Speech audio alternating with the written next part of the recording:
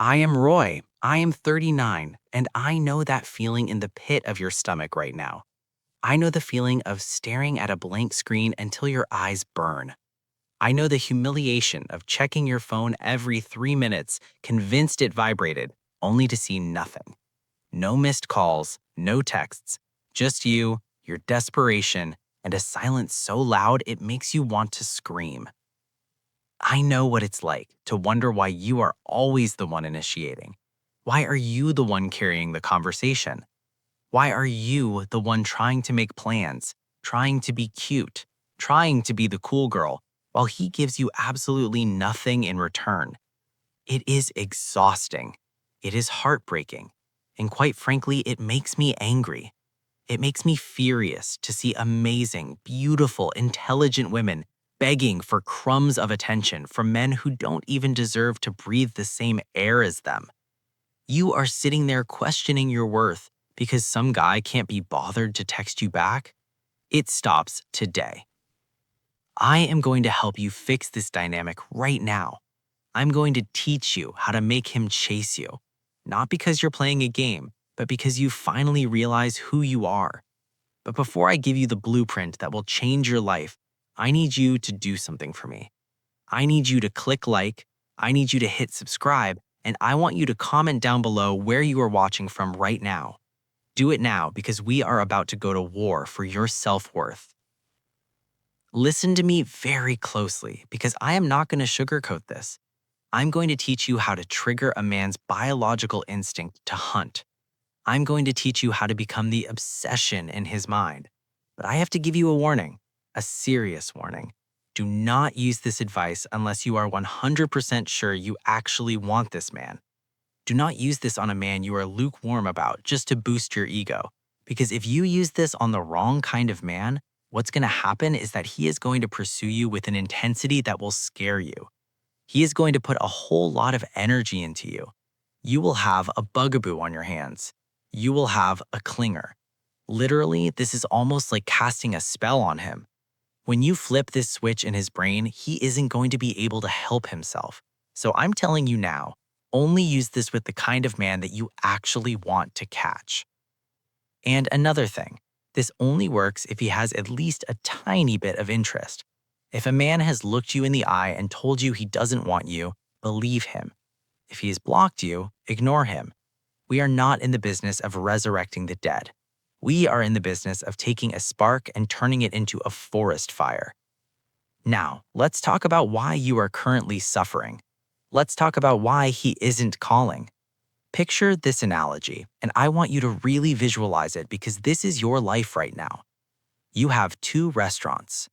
Restaurant A is brand new. The exterior is shiny, but when you walk up to the door, it is completely empty. It is dead silent. The host runs up to you, looking desperate, sweating, and says, "Hey, please come in. Sit wherever you want. You want a table by the window? Take it. You want free drinks? Take them. We are open 24/7 just for you. Please just look at us." Then you have Restaurant B. You walk up to Restaurant B, and there is a line around the block. There is a velvet rope. The bouncer is checking names. You look inside, and it is packed. The energy is buzzing. The servers are rushing around because they are busy. You walk up to the hostess, and she looks at you calmly and says, "Hi, do you have a reservation?" You say no. She says, "I'm sorry, we are fully booked. I might have a table opening up in 45 minutes, but I can't promise anything. I can take your number and let you know." Which restaurant has the better food? Which restaurant do you desperately want to get into? You want into Restaurant B. You assume the food is 5-star. You assume the experience is life-changing. And if you actually manage to get a table at Restaurant B, how do you feel? You feel proud. You feel like you won something. You feel lucky. But here is the painful truth, and this is going to hurt. You are acting like Restaurant A. You are the desperate host standing at the door begging him to come in. You are always available. You are always open. He texts you at 2 a.m., you answer. He asks you out last minute, you say yes. You are handing out your time, your body, and your energy like free samples at a grocery store. And then you wonder why he doesn't value you. Human beings, and specifically men with strong masculine energy, are naturally attracted to things that give them a sense of scarcity. If something is always available, if it is abundant, if it is thrown in their face, they do not value it. They might use it, they might eat the food because it's cheap and easy, but they do not respect it. Masculine energy is the energy of the hunter. A hunter does not want the deer to walk up to him, lie down, and die at his feet. There is no thrill in that. There is no prize in that. He wants to work for it. He wants to feel like he earned you. He wants to feel like you are a prize that not everyone can get access to. But you are not making him feel like he got a prize. You are making him feel like he got a consolation gift. You are responding instantly to every message. You are planning all the dates. You are doing all the emotional labor. Stop it. It makes me sick to watch you do this to yourself. You are better than this. So, how do we fix it?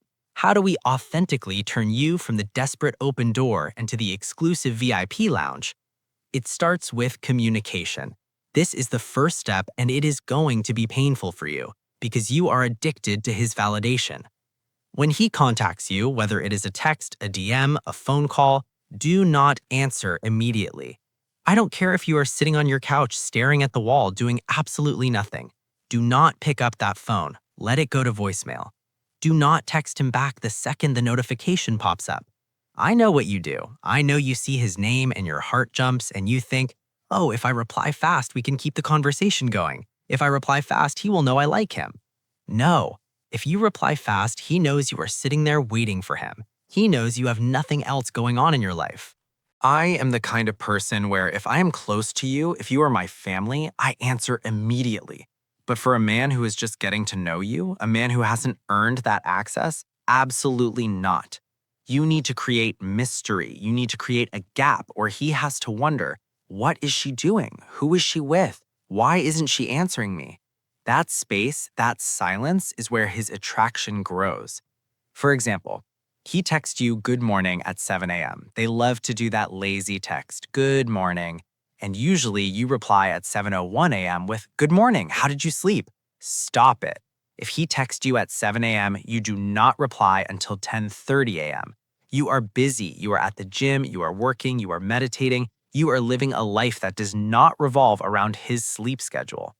But here's the key, and this is where the authentic part comes in. This is the secret sauce.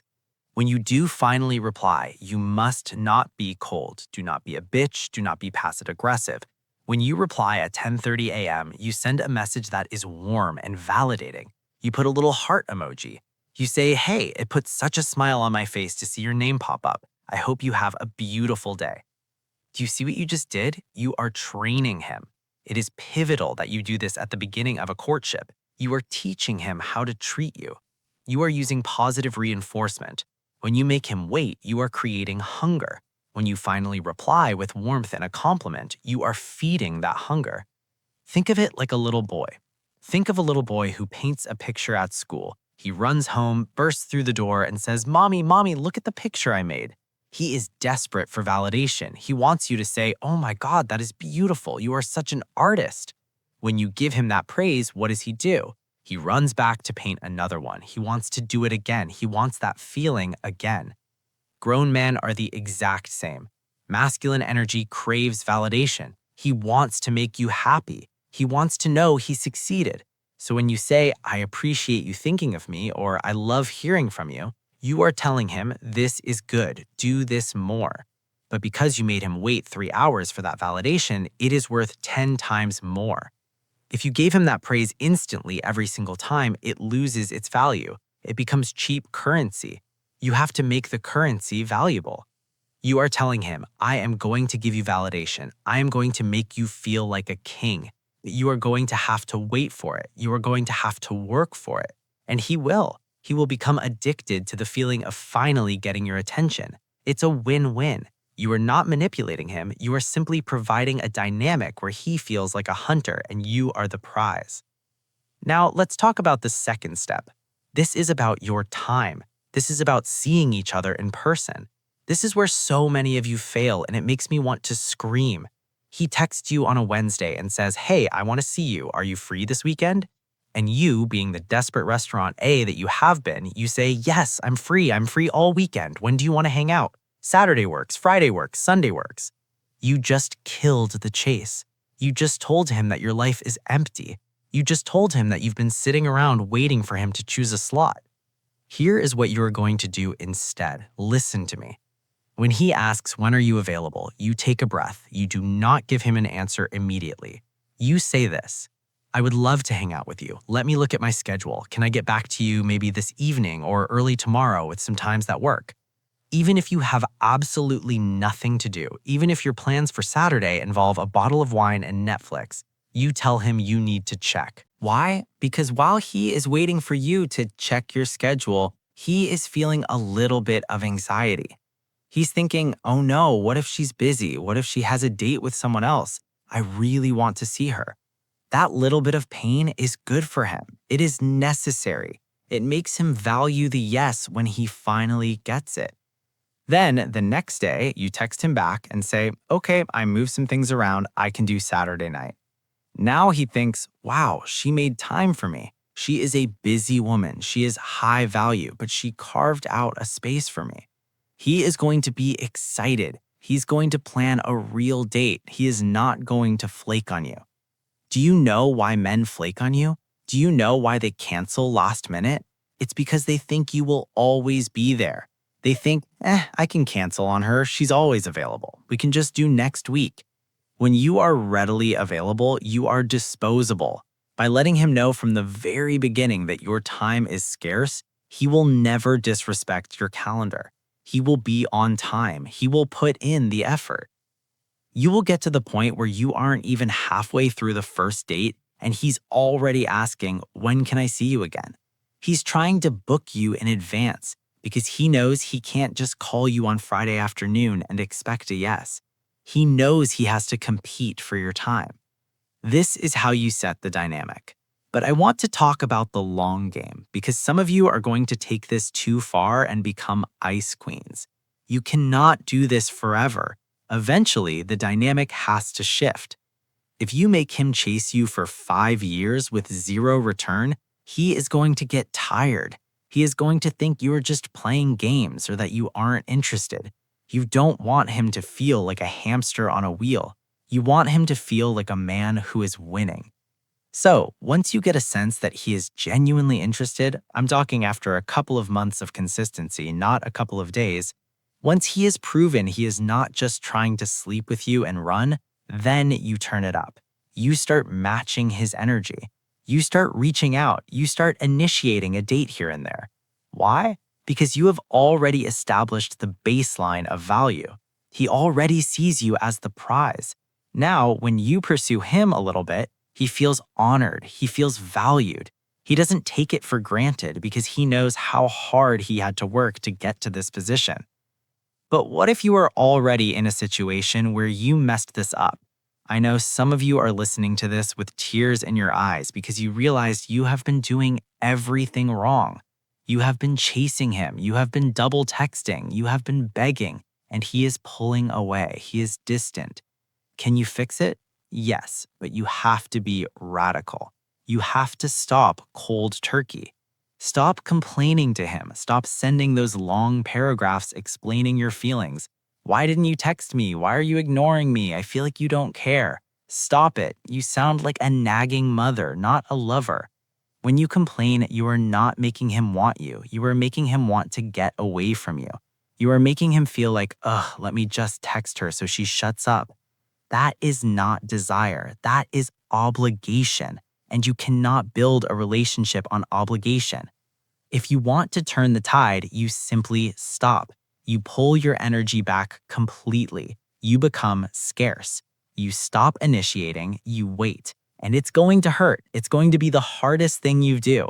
But when he finally reaches out, and he will, because he will feel the vacuum of your absence, you do not act angry. You do not say, oh, nice of you to finally show up. No, you use the positive reinforcement. He texts you after a week of silence. You wait a few hours. Then you reply, hey, so nice to hear from you. You are unbothered. You are happy. You are a mystery. He won't understand what happened. He will think, wait, why isn't she chasing me? Why isn't she mad? Why does she seem so happy without me? And that confusion will turn into curiosity. And that curiosity will turn into pursuit. He will start coming after you again to figure out if he still has you. And this time, you make him work for it. Listen to me. You have to believe that you are the prize. This isn't just a tactic. This isn't just some trick. This is about you understanding your value. If you don't believe you are worth chasing, he never will. He will chase you when he realizes that catching you is the greatest achievement of his life. He will become addicted to you. He will be obsessed with you. But you have to be brave enough to let go. You have to be brave enough to let there be silence. You have to be brave enough to walk away from the table when respect is no longer being served. This has helped me, and it has helped thousands of people shift their relationships from desperate to destined. I want this for you. I want you to feel the power of being pursued authentically. If this video hit a nerve, if this woke something up inside of you, I need you to smash that like button. I need you to share this with a friend who is currently crying over a man who doesn't deserve her tears. And do not forget to comment below where you are watching from. I am, insert your name, I am here to help you live your best life. Stop chasing, start attracting. I will see you in the next video.